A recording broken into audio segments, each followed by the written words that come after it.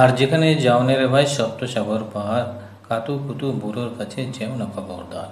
সর্বনেশে বৃদ্ধ সেবায় যেও না তার বাড়ি, কাতু কুতু কুলপি খেয়ে ছিঁড়বে পেটের নাড়ি।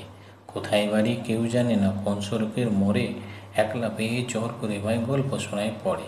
বিদঘুটে তার গল্পগুলো না জানি কোন দেশি, শুনলে পরে হাসির চেয়ে কান্না আসে বেশি। না আছে তার মুন্ডু মাথা, না আছে তার মানে, তবু তোমায় হাসতে হবে তাকে বুড়োর পানে।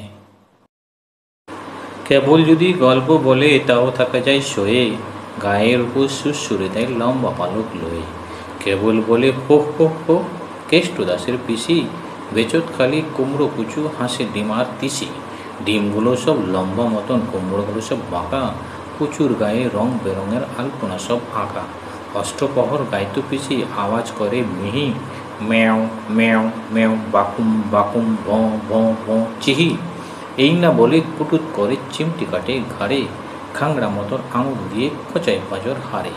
তোমায় দিয়ে সুরসুরে সে আপনি লুটো পুটি, যতক্ষণ না হাসবে তোমার কিছুতে নেই ছুটি। গ্রীষ্মের ছুটিতে রক্ষিণী আর পদ্মিনী মায়ের সঙ্গে গেল মামার বাড়ি। আমি, চিন্ময় আর মৃন্ময় বাবার সঙ্গে কাশ্মীর বেড়াতে গেলাম। জম্মু পর্যন্ত গিয়েছি ট্রেনে, তারপর বাসে।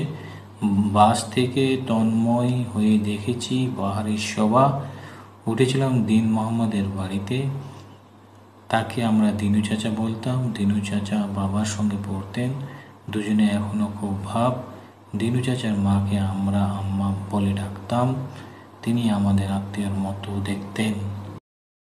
ঝিলাম নদীর ধারে একদিন দেখা হয়ে গেল মন্মথ বাবুর সঙ্গে। তিনি তো আনন্দে আত্মহারা, বললেন আমরা বাংলাদেশের মানুষ, দিঘিওয়ালা পদ্মফুল দেখেছি, একসঙ্গে এত গোলাপ দেখিনি কখনো।